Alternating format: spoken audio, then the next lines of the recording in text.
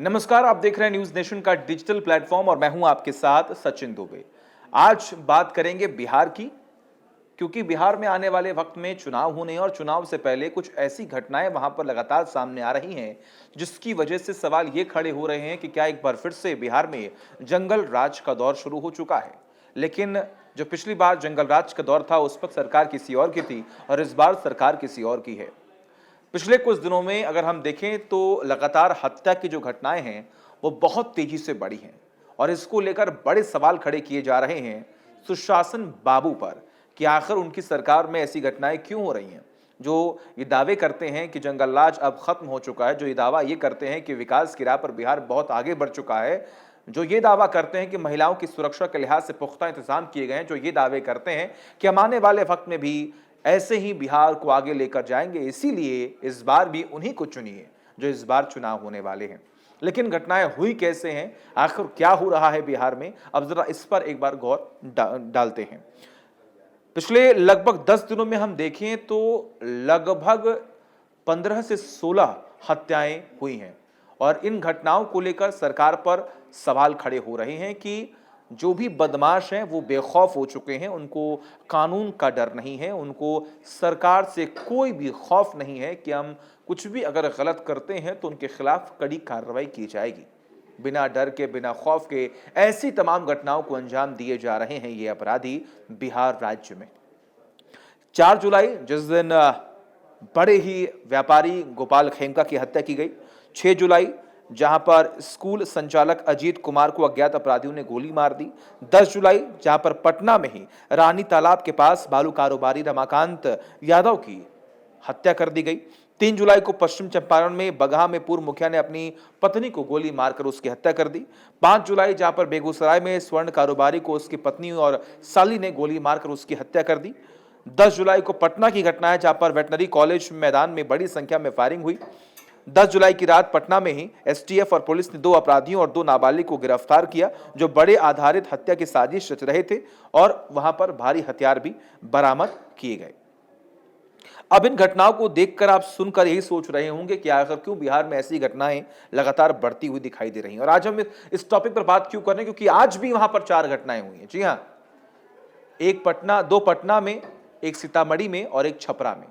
सबसे बड़ी बात यहां पर यह है कि पटना में, सीतामढ़ी में जो गोलियां चली हैं, उसके बाद सवाल ये खड़े हो रहे हैं कि आखिर एक बार फिर से हम देख पा रहे हैं कि जो अपराधी हैं वो बेखौफ होकर घूम रहे हैं और अपनी प्लानिंग को अंजाम तक पहुंचा दे रहे हैं। वही पटना में एक हेल्थ अफसर की गोली मारकर हत्या कर दी गई है। आप खुद सोचिए, और ऐसे ही ये आंकड़े जो हैं वो लगातार बढ़ते जा रहे हैं और क्राइम रेट जो है वो आखिर किस कदर बढ़ रहा है, आप इसको खुद सोचिए और समझिए। चुनाव से पहले क्या कोई साजिश वहां पर रची जा रही है? कुछ ऐसी घटनाएं जो अमूमन हम देखते हैं कि किसी भी राज्य में होती हैं और कई बार इस बात पर दावा भी किया गया कि देखिए, क्राइम को खत्म तो नहीं किया जा सकता, लेकिन हाँ, कंट्रोल जरूर किया जा सकता है। लेकिन चुनाव से पहले बिहार में आखिर ऐसी घटनाएं लगातार क्यों बढ़ रही हैं? क्या जानबूझकर ऐसी घटनाओं को उनको लेकर तमाम प्लानिंग जो है वो की जा रही है? ऐसी घटनाओं पर सरकार और खास तौर पर शासन प्रशासन जो है वो क्या नजर बनाए हुए हैं, उनकी तरफ से क्या कदम उठाए जाने हैं, सबका यही सवाल है। सबसे बड़ी बात यहां पर है कि जो आंकड़े इस वक्त मेरे पास हैं, जो अपराध जांच दर है, अगर हम देखें तो ये जो आंकड़े हैं वो लगातार बढ़ते हुए दिखाई दे रहे हैं और दिन प्रतिदिन जो है बिहार में भी आंकड़े लगातार बढ़ रहे हैं। दावे तो बहुत किए जा रहे हैं कि हम ऐसे कानून लेकर आ रहे हैं, ऐसे नियम बना रहे हैं कि अपराधियों पर लगाम लगेगा, जो क्राइम लगातार बढ़ रहा है उस पर कंट्रोल होगा, लेकिन अब तक जो है ऐसा कुछ होता हुआ दिखाई नहीं दे रहा है। सबसे बड़ी बात यहां पर यह है कि इन आंकड़ों पर कंट्रोल करने के लिए सरकार क्या फैसले ले रही है। विपक्ष में बैठे तेजस्वी यादव भी बार बार ये आरोप लगाते आए हैं कि सरकार तो यही कहती है कि 1990 से लेकर 2000 तक, 2005 तक लगभग जंगल राज का समय रहा, लेकिन अभी वहां पर किसका राज है? जो सुशासन बाबू लगातार कहलाते हैं कि उनकी वजह से लॉ एंड ऑर्डर पर काम हुआ है, आखिर यही काम हुआ है? ऐसी घटनाएं लगातार बढ़ती जा रही हैं। कई जगहों पर तो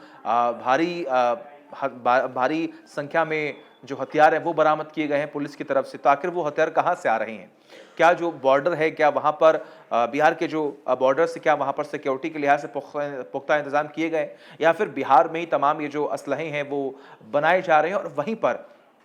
उनका डिस्ट्रीब्यूशन भी लगातार चल रहा है। अब चुनाव से पहले ऐसी घटनाएं लगातार सामने आ रही हैं। क्या ये कोई साजिश है या अमूमन ऐसी घटनाएं लगातार बिहार में सामने आती रहती हैं? हो सकता है कुछ खबरें हम तक पहुंचती हों, कुछ खबरें ना पहुंचती हों, लेकिन ये आंकड़े लगातार क्यों बढ़ रहे हैं? सबसे बड़ी बात यहाँ पर ये है कि अगर बिहार में ऐसी घटनाएं हो रही हैं तो उस पर कंट्रोल करना भी सरकार का ही काम है। खास तौर पर जो भी हम देख पा रहे हैं जिसमें हत्या की साजिश रची जाती है, चाहे वो रंगदारी का मामला हो, चाहे वहाँ पर कुछ पर्सनल ऐसी कुछ ग्रजेस होती जिसको लेकर कई घटनाओं को अंजाम दिया जाता है, जहाँ पर पैसे देकर और सुपारी लेकर घटना को अंजाम दिया जा रहा है। ऐसी घटनाओं पर सरकार को, प्रशासन को और भी सख्ती बरतनी होगी और कार्रवाई करनी होगी। लेकिन सबसे बड़ी बात यहाँ पर यह है कि जनता के बीच एक नैरेटिव भी कहीं न कहीं सेट होने की सेट जो है वो हो रहा है कि आखिर क्यों बिहार में चुनाव से पहले ऐसी घटनाएं जो है वो लगातार बढ़ रही हैं। कई बार इस बात का भी जिक्र किया कि जानबूझकर ऐसी घटनाओं को लेकर जब बातें रखी जाती हैं तो अपराधी जो हैं वो बेखौफ होते हैं, उनके अंदर डर खत्म हो जाता है। लॉ एंड ऑर्डर को लेकर सवाल इसलिए भी खड़े होते हैं क्योंकि क्या आपकी तरफ से जो भी कुछ फैसले लिए जा रहे हैं क्राइम को रोकने के लिए, वो उस हद तक नहीं लिए जा रहे हैं कि उनके अंदर डर पैदा नहीं हो रहा है। तो ये भी बहुत ज़रूरी है कि आप कुछ ऐसे फैसले लीजिए जिसकी वजह से वो जो डर है, वो जो खौफ है, वो पैदा हो तमाम अपराधियों में और वो ऐसी घटनाओं को अंजाम देने से पहले कई बार सोचें। और जो पिछले कुछ दिनों में घटनाएं हुई हैं इसमें पुलिस को सफलता भी मिली है, लेकिन सवाल ये खड़े हो रहे हैं कि आखिर इन तमाम घटनाओं को पहले क्यों नहीं रोका गया? कहीं ना कहीं कोई लापरवाही बरती गई होगी जिसकी वजह से ऐसी घटनाओं को तमाम जो अपराधी हैं वो अंजाम तक पहुंचा दे रहे हैं। ज़रूरी है इस पर लगाम लगाई जाए और बिहार में चुनाव से पहले एक बहुत बड़ा ये मुद्दा बनने वाला है जो अभी भी हम देख पा रहे हैं और जो विपक्षी पार्टियां हैं वो भी पूरी कोशिश कर रही हैं कि ऐसे मुद्दों को जनता के सामने रखा जाए कि इनका फायदा, यानी कि ऐसे मुद्दों का फायदा विपक्ष को पहुंचे और मैंडेट उन्हें मिले। लेकिन आपको क्या लगता है कि बिहार में जो विकास की बात कही गई, जो विकास को लेकर लॉ एंड ऑर्डर की बात कही गई, महिलाओं की सुरक्षा की बात कही गई, तमाम योजनाओं की बात कही गई, आखिर उसका कितना असर ग्राउंड पर देखने को मिला है या सिर्फ ये हवा हवाई बातें हैं? कमेंट करके बताएं और तमाम बड़ी खबरों के लिए देखते रहिए न्यूज़ नेशन डिजिटल।